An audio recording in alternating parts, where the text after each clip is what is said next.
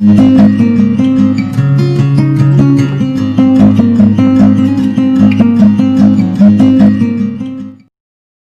my dear students. Welcome to my channel English with Sriya. Today we will be learning the poem Dust of Snow written by Robert Frost. This poem is prescribed for the students of class 10 in CBSE board. And I have taken this poem from your NCERT book First Flight. So let's get started. Dust of Snow is a very short poem. Just see your 8 lines poem. But it conveys a very important message.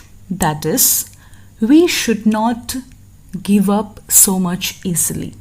We should not lose hope. Whatever happens, the show must go on. So before going by the line-by-line discussion, let me give you an overview of the poem. Here, the poet is in a very bad state of mind. He is very sad.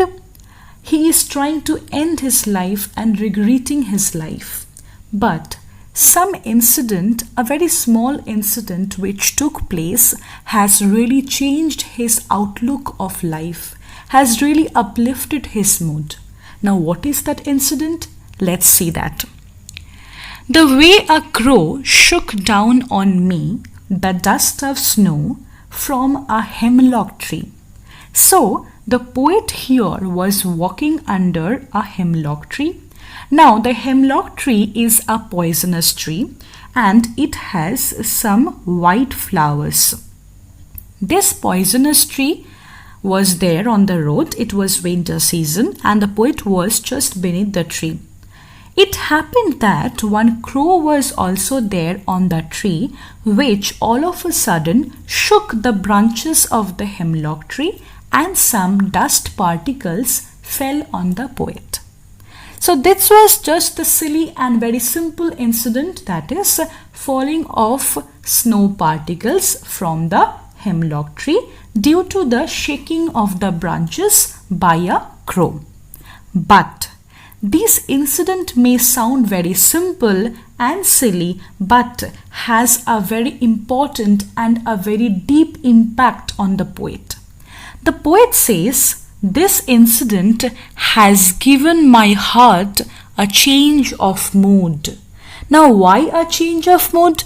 Because he was already very sad, he was already very depressed and frustrated with his life. Now, that mood was changed. Changed by what? Changed by this incident of the feeling of the gentle showering of snow particles. Now, this incident has given my heart a change of mood. His mood has been changed. His spirit was uplifted and saved some part of a day I had rued. Rued means ruined. Now, it also generally happens with us, the normal people, that whenever we are sad, whenever we are very depressed, we tend to waste our day doing nothing. We become very much less productive. We start wasting our time and we start procrastinating. But here the poet is telling that some part of the day was left. Maximum part he had wasted overthinking about his depressed life. But now this very simple yet very effective incident has really saved some part of the day which he had already wasted. Okay, so this was a very simple and short poem. So let us do a recap. That is, the poet Robert Frost was walking on the road and there was this hemlock tree. Now this hemlock tree was a poisonous tree. On one branch there was a crow. The crow shook the branches and some snow particles fell on the poet.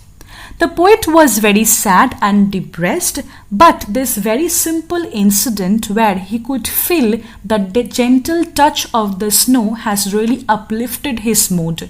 His mind was happier now and his perspective of looking at life changed. So he had told that the day which he had already or almost wasted, some part of the day was really saved by this small incident. So now we will be learning what is the rhyme scheme of this poem.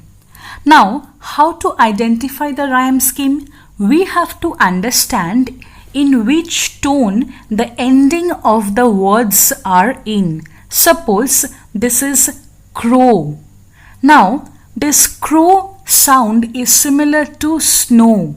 So these two lines are rhyming. Again, hurt and part, these two lines are also rhyming because the way the line is ending is similar to the next line.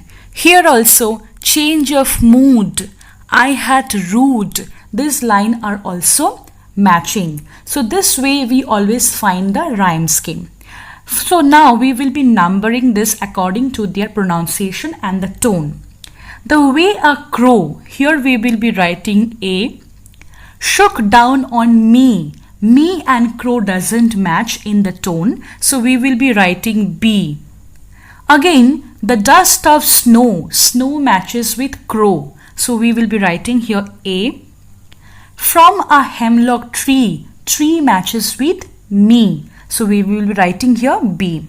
So in this paragraph, the rhyme scheme is A, B, A, B. Next paragraph, first line, has given my heart. So heart is not matching with either crow or me or tree. So it will not be A or B. So here we will be writing C. A change of mood. Mood is also not matching with crow or snow or tree or heart. So we will be writing here D.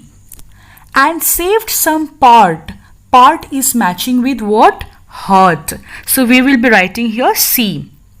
Of a day I had rude. So rude is matching with mood. So we will be writing here D. So the second paragraph, the rhyming scheme is coming C, D, C, D. So the entire poem's rhyming scheme is A, B, A, B, C, D, C, D. So you have learned that how to find out the rhyming scheme. So you will not be learning this, but in exam, as the question comes, you will be making and chalking out the rhyme scheme and writing that in your answer paper. Okay.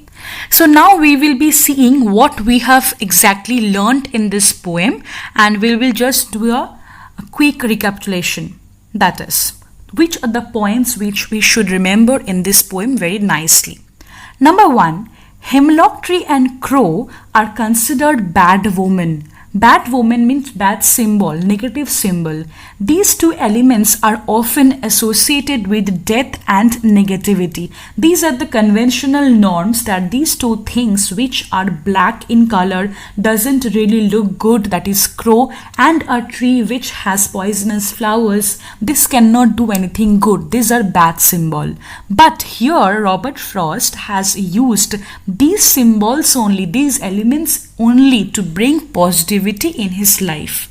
So he is breaking the stereotype of using only the oak tree, pine tree or nightingale birds and parrots for creating something good. He has tried to show that if your perspective, if your way of looking is perfect and is not biased or is not affected by any superstitions, then nothing will really affect you. Anything, suppose there was a nightingale bird who is shaking the branches of a pine tree. Now the effect which the poet would have had at that point of time, the same he is experiencing now. So it really doesn't matter what is the bird and what is the tree, but what matters is the action. The poet is also trying to convey to the readers that often small things bring big changes. At many situations, we expect something big to happen in our life to create an effect in our life, but very small things, very unexpected situation, unexpected people, unexpected things only create big changes in our life.